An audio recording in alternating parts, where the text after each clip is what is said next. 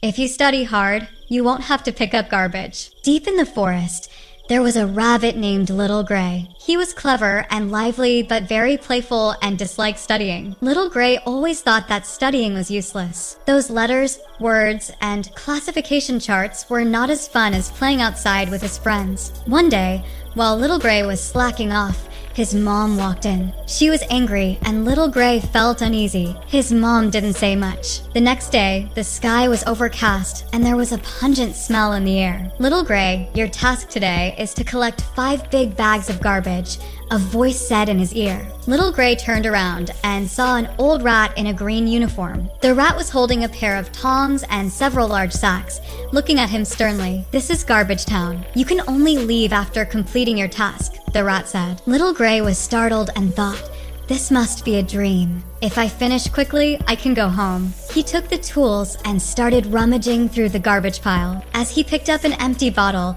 he noticed some complicated symbols and letters on it. Confused, he asked the old rat, "What do these symbols mean?" The rat shook his head and said, "These are garbage classification labels. If you had studied your textbooks, you would know. If you sort them wrong, the garbage could pollute even more places." Little Gray was dumbfounded.